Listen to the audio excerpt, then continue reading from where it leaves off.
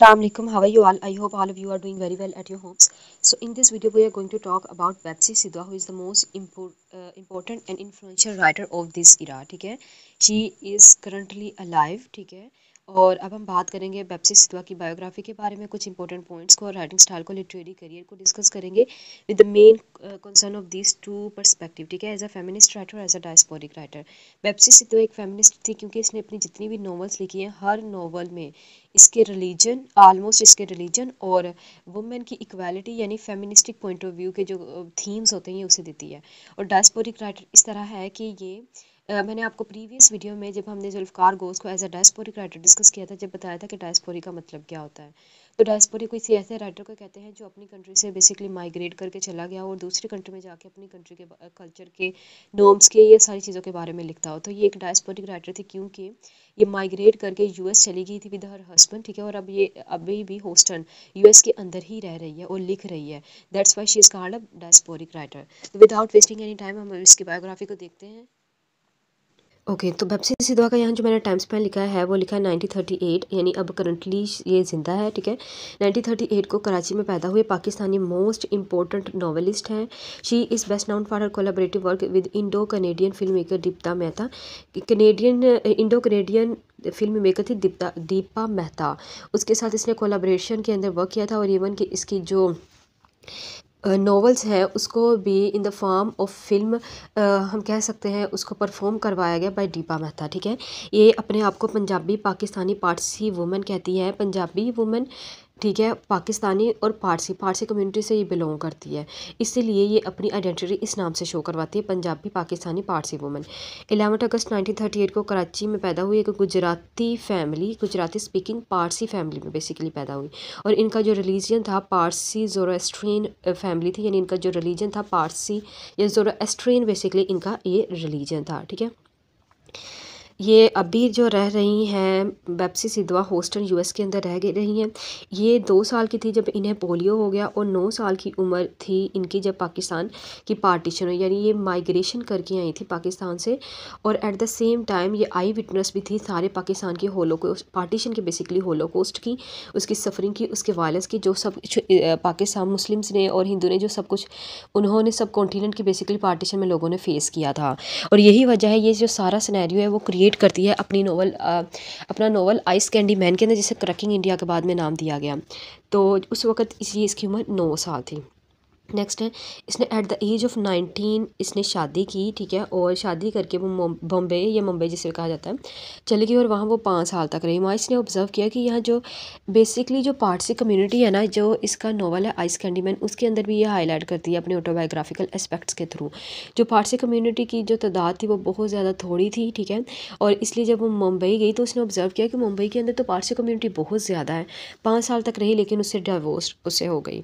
फिर 1963 में इसने दोबारा शादी की लाहौर में सिद्धवा से, नौशिरवन सिद्धवा से बेसिकली इसने शादी की और इसी के साथ वो माइग्रेट करके यूएस चली गई. पारसी फैमिली से बिलोंग करती है और इसकी जो फैमिली थी वो रिच थी और ये only child of her parents थी और इन्हें पोलियो हो गया था. 26 ईयर्स की एज में इन्होंने लिखना स्टार्ट कर दिया था. जब इन्होंने लिखना स्टार्ट किया तो इसके बेसिकली 2 चिल्ड्रन थे. इन्होंने अपनी बीए की डिग्री, बैचलर ऑफ आर्ट्स की डिग्री किन्नड़ कॉलेज फॉर वुमेन से हासिल की 1957 के अंदर.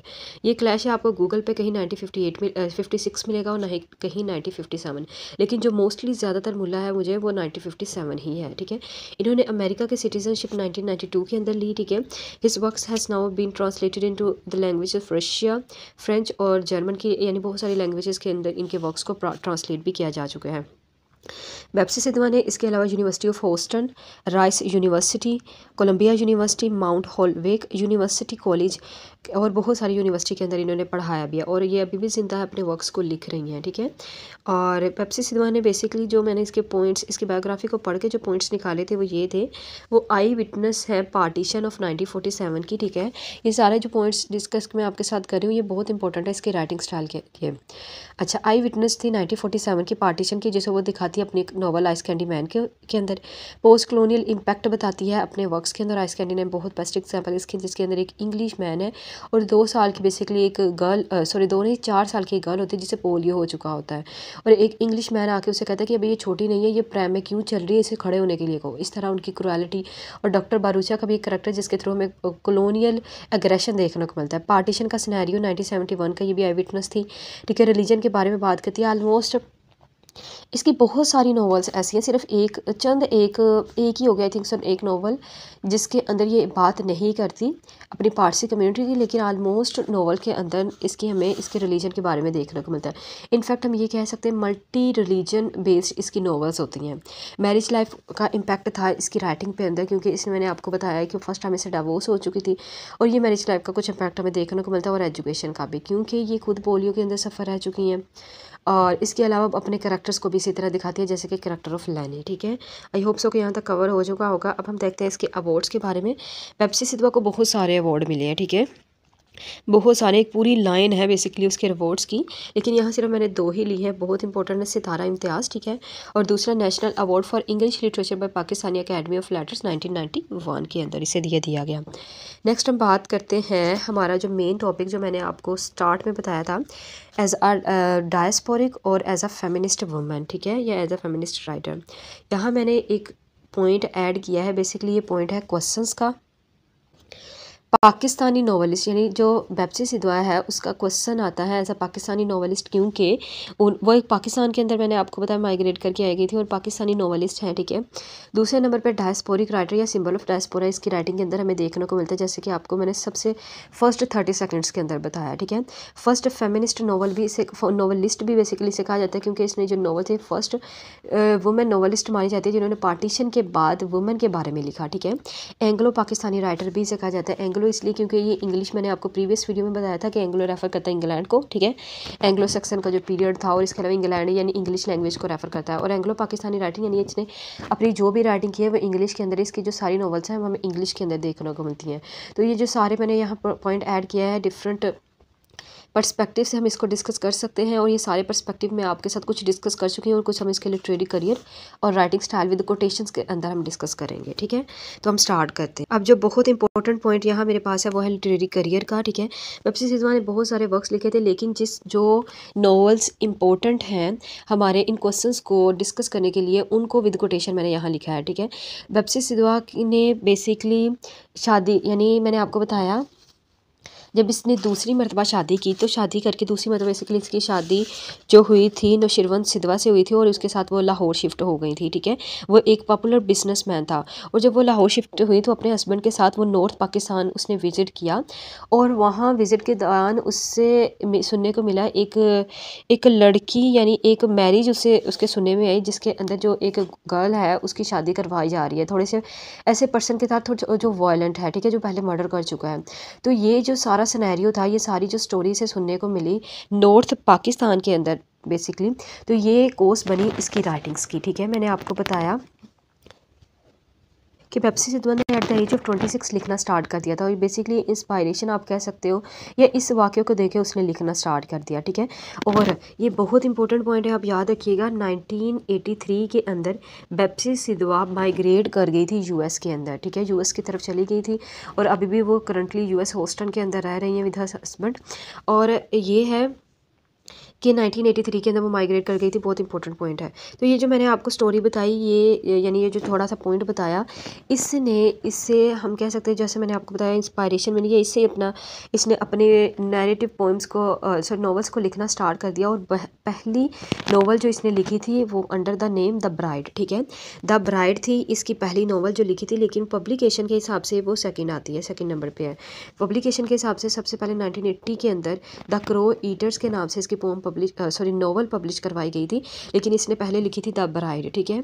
ये थोड़ा सा बैकग्राउंड था इसके लिटरेरी करियर के स्टार्ट करने का। अब हम इसकी नॉवेल्स को देखते हैं पब्लिकेशन के हिसाब से। यहाँ मैंने लिखी है, सबसे पहले इसे पब्लिश करवाया था 1980 के अंदर द क्रो ईटर्स के नाम से नॉवल। ये बहुत इंपॉर्टेंट नॉवल है। ये नॉवल ऐसी नॉवल जिसके अंदर मैंने आपको बताया ये पोस्ट कलोनियल इम्पैक्ट था इस पर, और ये जो क्रो ईटर्स है बेसिकली हमें पोस्ट कलोनियल पर्सपेक्टिव के अंदर भी देखने को मिलती है, और एट द सेम टाइम इसके अंदर वो अपने रिलीजन को भी बताती है कि किस तरीके से जो रेस्ट्रेन या पारसी रिलीजन के अंदर जो डेड बॉडीज़ होती हैं वो इन्हें एक इलाके या ठंडे से इलाके या इस तरह कह सकते हो आप, उसमें छोड़ दिया जाता है ताकि क्रो इसे खाएं। तो it represent the intercultural communication between the Parsi community and narrative English speakers of London tell of migration. The most important point यहाँ आपको 3 से 4 पॉइंट्स इसी नॉवल के इंट्रोडक्शन के अंदर आप इसे 3 से 4 पर्सपेक्टिव के अंदर डिस्कस कर सकते हो।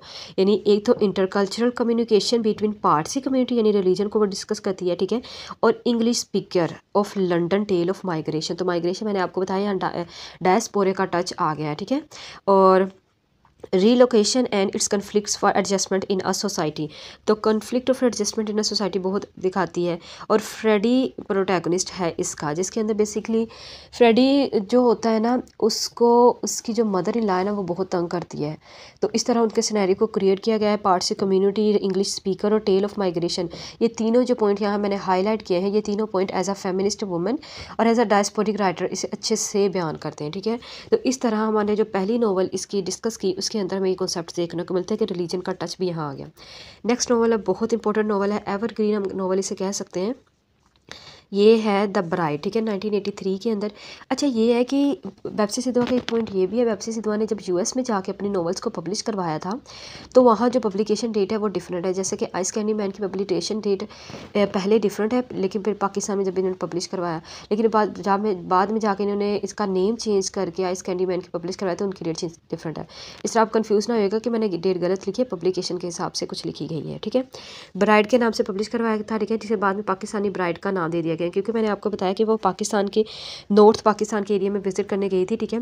और ये भी है कि वो हनीमून पे गई थी या अपने हस्बैंड के साथ, जिस तरह भी नॉर्थ पाकिस्तान के अंदर वो गई थी। और इसके अंदर ये अपनी फीमेल सफरिंग दिखाती है, पावरलेस फेमिनिज्म को हाईलाइट करती है, ठीक है, क्योंकि इसके अंदर बेसिकली एक करेक्टर है अफशां का, जो इसकी प्रोटैगनिस्ट है, जिसकी जो शादी है 10 साल के बच्चे कासिम से कर दी जाती है, ठीक है। वो बहुत छोटा होता है जब उसकी शादी कर दी जाती है।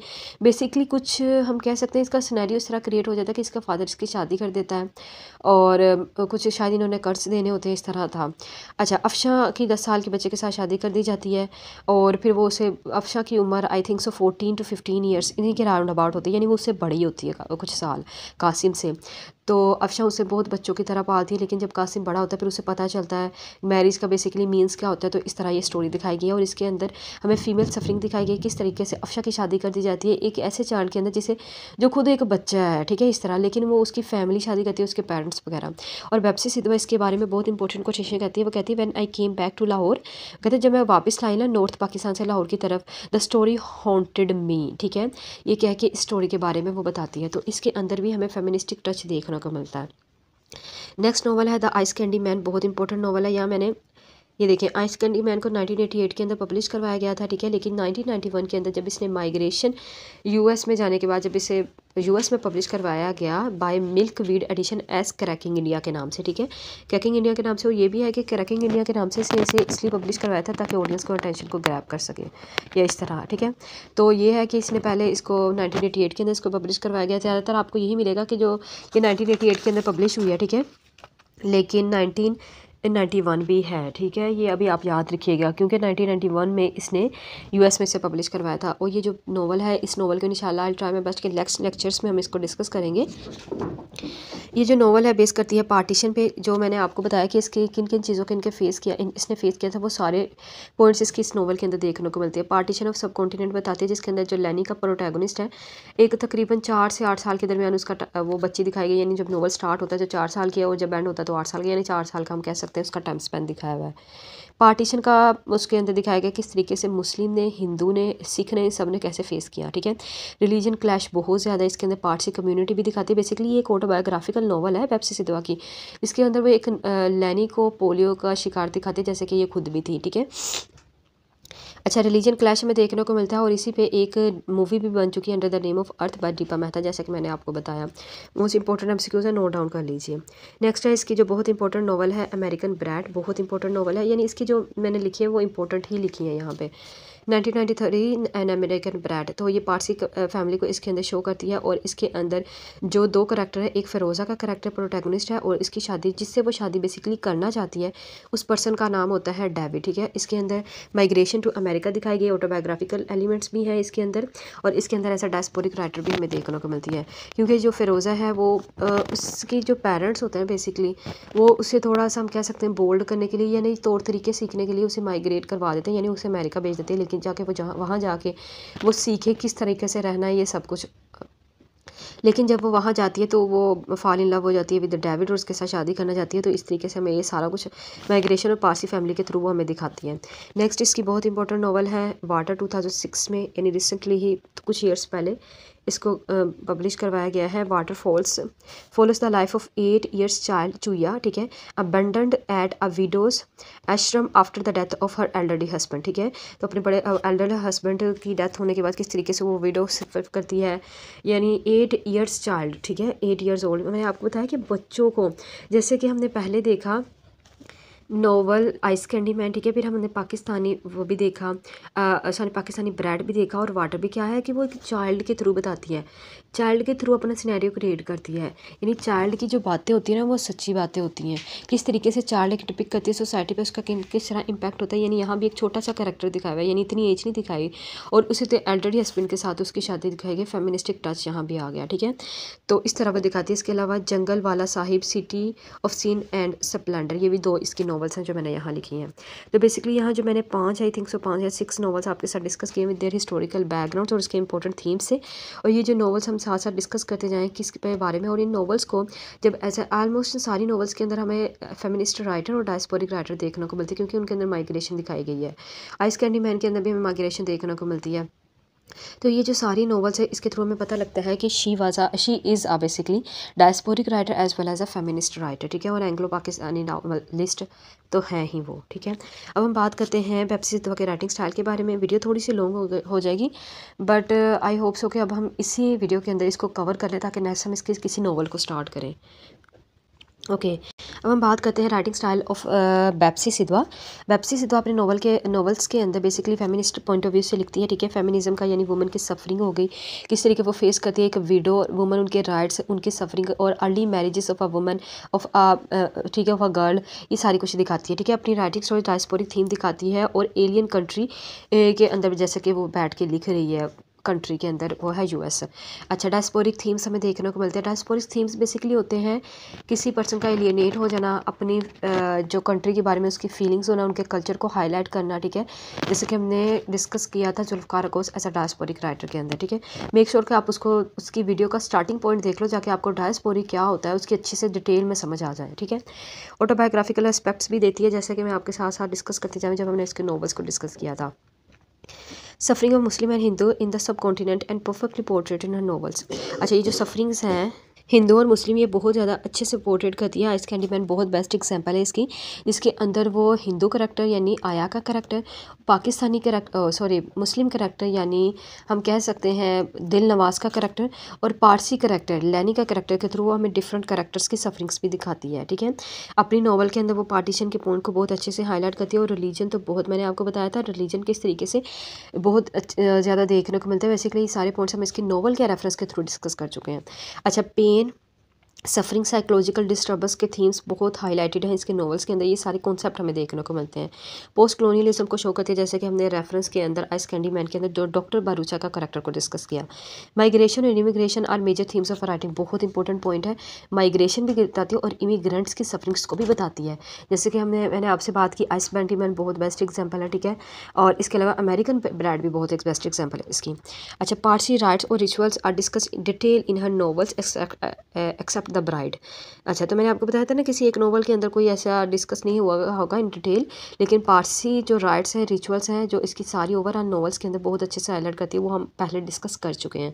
यहाँ जस्ट मैंने पॉइंट्स लिखे हैं कि अगर आपको सेपरेटली क्वेश्चन आ जाए तो पहले आप इन पॉइंट्स को एक पैराग्राफ, 1 से 2 पैराग्राफ के अंदर पैराग्राफ बना के आपने लिखना होता है लिटरेचर के अंदर। यहाँ मैं पॉइंट्स इसलिए लिखती हूँ क्योंकि इतनी डिटेल लिखने से बेहतर है जब आप कोई पॉइंट्स को याद करते हो तो वो जो पॉइंट्स होते हैं ना, मेन पॉइंट होते हैं, वो आपके माइंड में बैठ जाते हैं। तो इस पॉइंट के हिसाब से जो स्टोरी होती है वो तो फिर लिटरेचर का स्टूडेंट आसानी से लिख लेता है। अच्छा, as a post colonial rule also shows colonial rule and hateful thoughts of people in her novels. तो colonial रूल को जैसे चकना बारूच है, बहुत बेस्ट एग्जाम्पल इसकी। अब हम देखते हैं इसके कुछ थीम्स के बारे में कि कौन कौन से थीम्स यूज़ करती है बेबसी सिद्धू अपनी राइटिंग के अंदर। यहाँ मैंने जस्ट अ मिनट, ओके तो यहाँ मैंने बहुत इंपॉर्टेंट और मेन थीम लिखे हैं। इसके अलावा भी बहुत सारे थीम हैं जो हम पहले डिस्कस कर चुके हैं। पार्टीशन दिखाती है, फेमिनिस्टिक पॉइंट ऑफ व्यू दिखाती है, यानी फेमिनिज्म, वुमेन के राइट्स के, सफरिंग के, विडो और अर्ली मैरिजेस, ये सारा कुछ दिखाती है। बिट्रेयल दिखाती है अपनी नॉवेल्स के अंदर। जो बिट्रेयल का करैक्टर है ना, बेसिकली ये करैक्टर है इसका एक दिल नवाज का, जिसे आइस कैंडी मैन भी कहा गया है आइस कैंडी नोवेल के अंदर। तो उसके थ्रू हमें बिट्रेयल बहुत अच्छे से देखने को मिलता है, किस तरीके से वो आया को धोखा देता है। रिलीजन इंटॉलरेंस हमें देखने को मिलती है। पॉलिटिक्स और लीडर्स के बारे में बात करती है, यानी पॉलिटिशियन का सिनेरियो क्रिएट करती है अपने नॉवेल्स के अंदर। इसके अलावा ये कुछ मैंने और थीम्स लिखा है। कॉन्फिगरेशन ऑफ लव है, पारसी कम्युनिटी को दिखाना, ठीक है, place of women, Pakistani society basically, struggle for survival, dignity of man, ठीक है, ये कुछ पेजेस थीम थे। और इसके अलावा प्लाइट ऑफ विडोज, विडो का प्लाइट तो हमने बहुत देख लिया है, ठीक है ना। तो ये कुछ बेसिक इंपॉर्टेंट थीम्स है जो इसकी राइटिंग के अंदर हमें देखने को मिलते हैं। अब जो नेक्स्ट है कुछ बहुत इंपॉर्टेंट कोटेशन बाय बेबसी सिद्धू, ठीक है। यहाँ पहली जो कोटेशन है द न्यूयॉर्क टाइम्स के अंदर ये लिखी गई थी। इसे कहा गया है Pakistani finest English language novelist, जैसा कि मैंने आपको बताया एंग्लो पाकिस्तानी नॉवलिस्ट, उसके बारे में कहा गया है। और इसके अलावा ये कुछ मैंने यहाँ कोटेशन ऐड की हैं। आप इन सारी कोटेशन को अगर क्वेश्चन के अंदर ऐड कर सकते हो तो आप इसे पढ़ सकते हो, ठीक है। आइस कैंडी मैन की भी एक कोटेशन यहाँ मैंने ऐड की है। द टाइम्स के अंदर इसको लिखा गया था a powerful and dramatic novelist, the times के अंदर इसके बारे में लिखा गया है बेसिकली, ठीक है, इसके अंदर लिखा गया है। अच्छा, आयरिश टाइम्स के अंदर भी लिखा गया है a fluent flash moving narrative of wit and wisdom. Next हमने यहाँ जो मैंने लिखा है वो न्यू स्टेटमेंट्स के अंदर भी इसके बारे में लिखा गया है। और बहुत इंपॉर्टेंट है, यहाँ आप कोटेशन ये वाली देख लो जो मैं आपके लिए पढ़ देती हूँ। एडवर्ड होवन ने न्यूयॉर्क न्यूज़ डे के अंदर लिखा है Bapsi Sidhwa is a writer of enormous talent, ठीक है। Her Ice Candy Man is a lively compelling novel, ambitiously conceived, skilfully plotted, ठीक है, conceived, skilfully plotted and beautifully written, ठीक है। वो प्लॉट करती है, किस तरीके से उसके करैक्टर्स प्लॉट करते हैं ताकि वो यहाँ जो सिनेरियो बेसिकली जो क्रिएट किया गया है वो नेक्स्ट नॉवल के अंदर, नेक्स्ट हमारा कंसर्न आइस कैंडी मैन पे ही रहेगा। बहुत अच्छी वो नॉवल है, पार्टीशन का बहुत ना हम कह सकते हैं बहुत डीप जाके उसने एक चाइल्ड नरेटर के थ्रू इसको हाईलाइट किया और इसके बारे में एडवर्ड हॉवर कहता है। So that's all for today's video. If you have any query you can ask me in the comments box. तो आज की वीडियो में बेसिकली हमने बेबसी सिद्धू को डिस्कस किया है as a diasporic writer, as a feminist writer, एक Anglo novelist, Anglo Pakistani novelist, आप कह सकते हो एंग्लो अमेरिकन नॉवलिस्ट भी है, ठीक है, अमेरिका के अंदर रह रही हो, इंग्लिश में लिख रही है। अच्छा, इन सारे पर्सपेक्टिव के साथ हमने बेबसी सिद्धू को डिस्कस किया विद कोटेशन, जो बहुत इंपॉर्टेंट पॉइंट था। तो आज की वीडियो में बस इतना ही। अपना बहुत सारा ख्याल रखिएगा, दुआ में याद रखिएगा। अगर आप चाहते हैं कि मैं बेबसी सिद्धू के आइस कैंडी मैन पे वीडियो बनाऊं विद कोटेशन, बेसिकली हम डिस्कस करेंगे उसको पर्सपेक्टिव और कोटेशंस, ओवरऑल समरी नहीं होगी, सिर्फ पर्सपेक्टिव डिस्कस करेंगे विद कोटेशंस।